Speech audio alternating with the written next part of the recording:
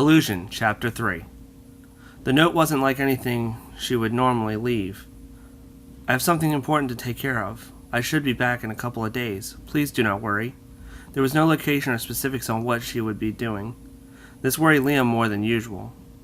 Just as he had read the note, Nicky had come into the kitchen. The look on his face said it all. Liam just looked straight at her. It's okay. Whatever she had to do, I can guarantee you that she'll be fine. She took the note from his hands and put it on the table. She brought him close and hugged him. I know you're close with your mother, but you have to trust her. That's when Liam realized that he could maybe find out what she is doing by looking up in the attic.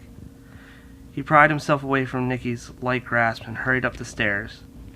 He stopped in the middle of the hallway and looked up to try and find out how she opened it. There was no noticeable button or pull string. As Nicky came up to see what he was up to, she saw that he was frantically searching for something. She had to stand in his way to get his attention. What are you doing? She held on to him as she couldn't get away, so he couldn't get away. I saw my mother up there yesterday, and I think she is hiding something. Liam pointed up at the ceiling with a puzzled look. His friend saw his face and knew there was truth to what he was trying to tell her. She nodded and helped him search. They searched through each room, including Liam's, but they found nothing that stood out. It wasn't until Nicky walked back into the room of Liam's mother that she noticed a remote on the dresser. She recognized it as a garage door opener. However, she knew they didn't have a garage. Without saying anything, she took the remote and pressed the button. Both heard a latch open and headed back out to the hallway. The ladder was slowly descending. Liam looked at Nicky, and she waved the remote at him. Liam was the first to head up. It was so dark that he could barely see anything. He looked around for any light source. As his eyes adjusted, he saw a short string attached to what he could make out as a small desk lamp. He pulled the string, and the whole attic lit up bright. The space was small, but enough to store what you didn't need. Although small, there was enough room to crawl up in and do whatever you needed to do, minus the comfort. Liam crawled up and looked through some boxes he saw sitting in the back. Aside from a few photo albums that he was sure contained some embarrassing baby photos, there were a couple odd-looking books and some scrolls. Look out below! Liam maneuvered himself around the boxes and pushed them down the hole. Nicky didn't have to move, but she still jumped at the loud bang the boxes made as they hit the floor. Sorry if I scared you. Liam was now climbing down the ladder. 2 boxes sat there waiting to be looked through, and the 2 were happy to oblige. Both took a box and carefully made their way downstairs.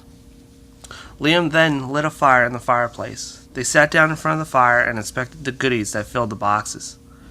First they pulled out the photo albums. They knew they wouldn't find anything in them, so they were immediately tossed to the side. Excuse me. Although they were friends, Nicky knew that this wasn't the time for embarrassment and laughter.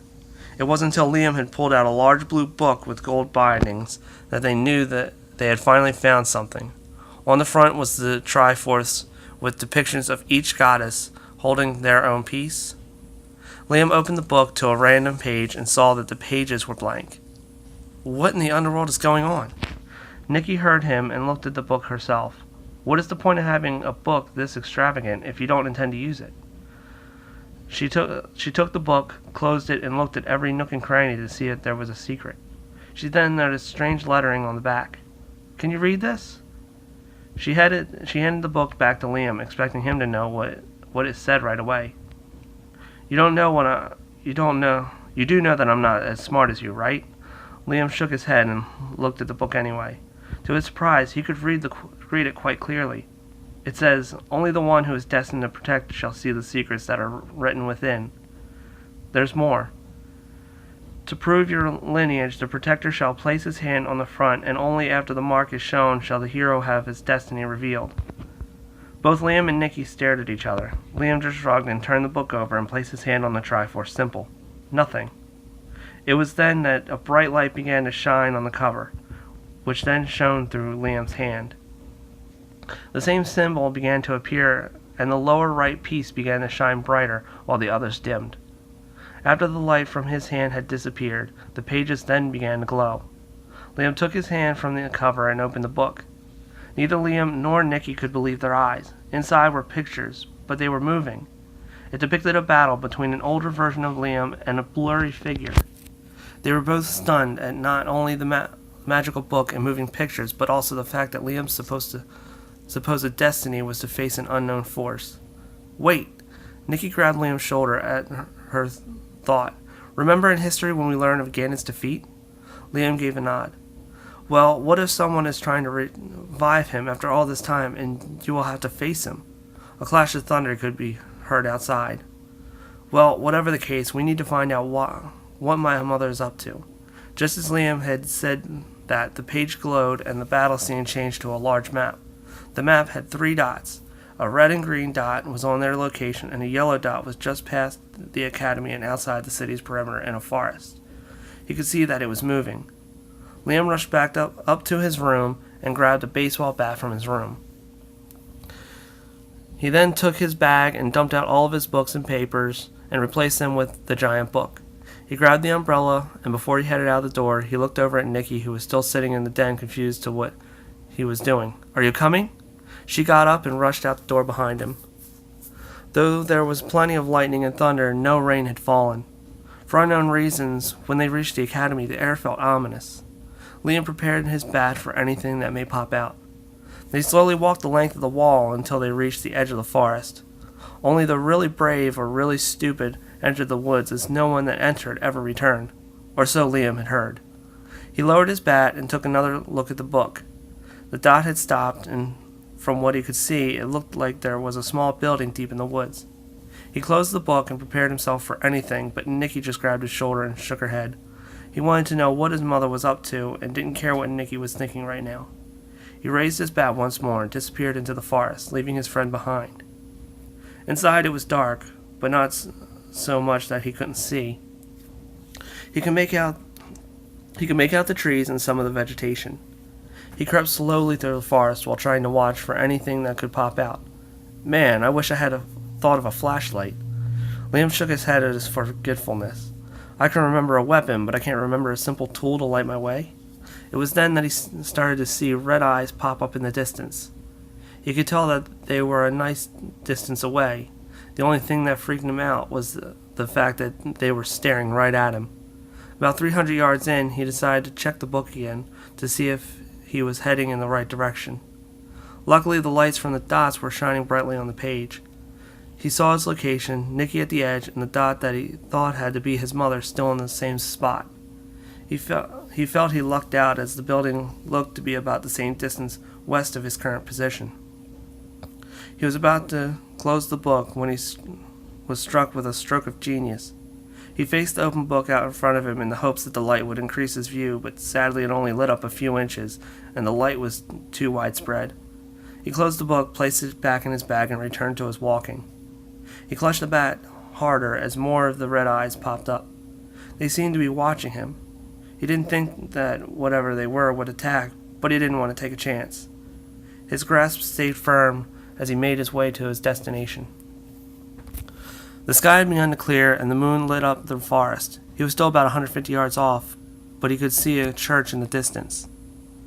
It was quite large and hard to miss, with vines covering almost every square inch of the place. He could easily tell that it had to be hundreds of years old. He could see a dim light coming from the stained glass window that sat just above the doorway. Not knowing what to expect, he quickened his pace. While trying to stay as quiet as possible, the moon helped him miss the heavier patches of leaves, but there was no escaping the small twigs. He would shut his eyes every time he heard the noticeable crack. He would then peek around to see if the eyes had moved or done anything at all, but they just sat in the same spot and just watched him. This made the eyes that much creepier. He shivered and then returned to walking. When he felt he was close enough, he threw caution to the wind and made a mad dash to the door. From where he first got a glimpse of the building, the doors looked to be normal size, but close up they were at least 3 times his height. He looked back and saw that the eyes had vanished. He also thought he could hear a faint rustling in the distance. He could tell that it was pretty far away, so with all of his strength he opened the doors and entered the old building. Inside looked nothing like the outside. While the outside looked old and was breaking apart, the inside looked untouched by the hands of time. Looking at the rows of seats, he could tell that he was now in a church or cathedral. The chandeliers hanging high above were still swinging from the small blast of air that was created when he opened the door. Below him sat a long red carpet that extended the length of the middle aisle, all the way up to what he saw was a single goddess holding a harp. Below the statue he saw a sword in a glass case. He snapped out of his astonishment as he saw his mother walk out from a corridor on his right. Hearing his footsteps as he ran, Heather turned in shock and gasped as she saw Liam draw closer. "What are you doing here?" She put a hand out to stop him from hugging her. "And besides that, how did you even know where I was?" Her slight anger quickly turned to confusion at this thought. Liam went into his bag and pulled out the book he had found and shown it to his mother while trying to give a "forgive me" smile. She took the book and opened it to see the exact same map as Liam was shown. "How did you—" She then reached for her pockets and noticed she had forgotten the remote. "I guess I am to blame for this." She pointed to a bench and told Liam to sit down. Okay, so you will get some answers today, but only enough to get you started on what you need to do." She went back through the corridor, and not 5 minutes later she came back out with a long box. "Now, before I show you what is in this box, I must tell you who I really am." She set the box down in front of Liam and brought her hands together as if to pray. A silky white dress began to replace her normal clothing. A harp appeared in her right hand, and she made the same pose as the statue. It didn't take Liam long to piece things together. He stared wide-eyed and his jaw dropped. All he could do was point in shock. "Now that you know who I am, I can tell you a little bit about why I am here." Heather sat next to Liam and placed the harp in her lap. "You see, I have been working on something that will help the hero a great deal when his soul would return." She picked up the box and began to open it, but quickly shut it before Liam could get a good look at what was inside. "Now, before I show this to you, you must know that not everything is as it appears. Everything has an underlying truth." Liam just nodded, and she opened the box once more. Liam was at a half smile when he was finally able to see what was in the box. "This is it?" His half smile quickly faded. Inside was a plain brown fingerless glove and a small folded slip of paper. "Sorry to be so rude, but this is what you have been working on?" "Don't you take that tone with me." Liam's mother smacked him across the face, leaving a small red spot where her hand had hit. "What did I just get done telling you?" Just then, an eerie wind had blown through the church. "Please tell me you closed the door."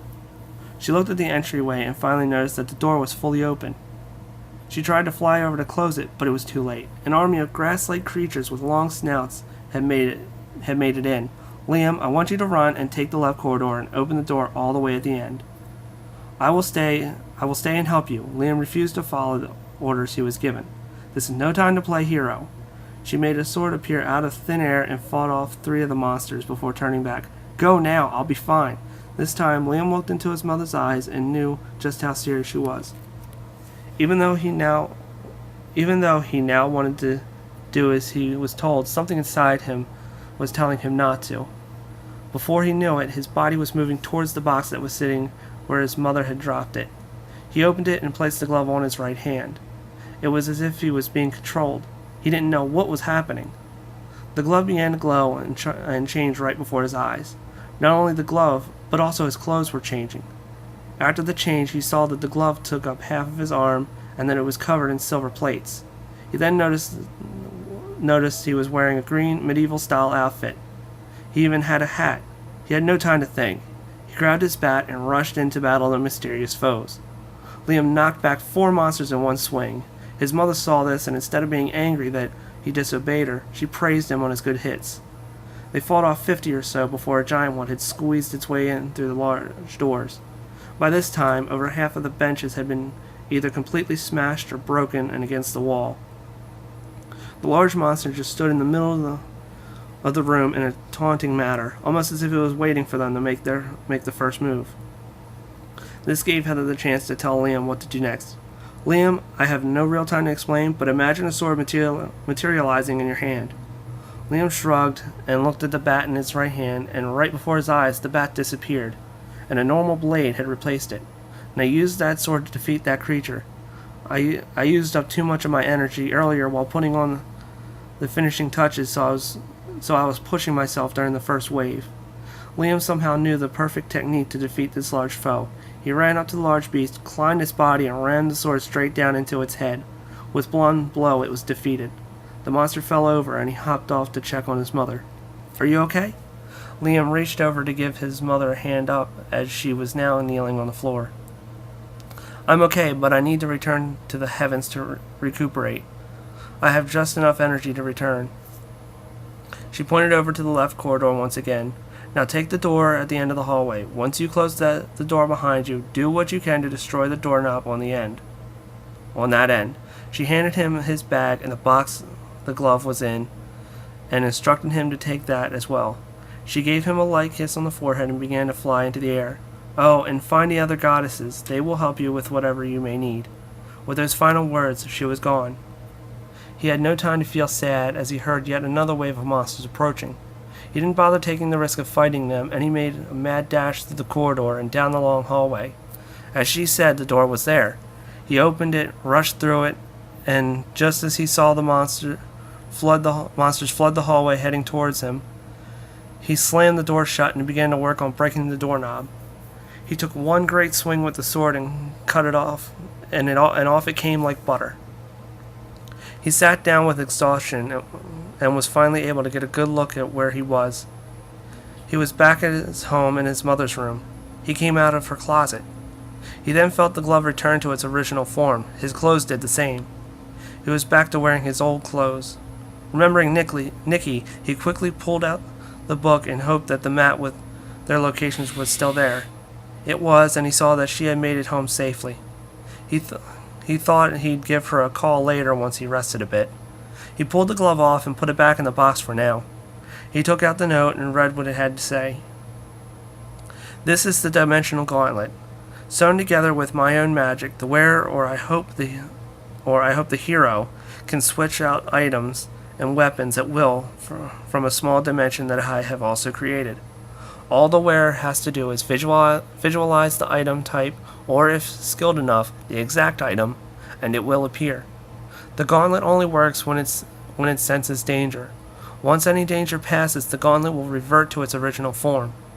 The note was signed by Hylia.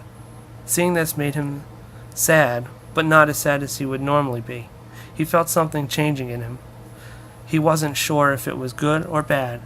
He just thought of his mother's words as he slumped over and drifted off to sleep.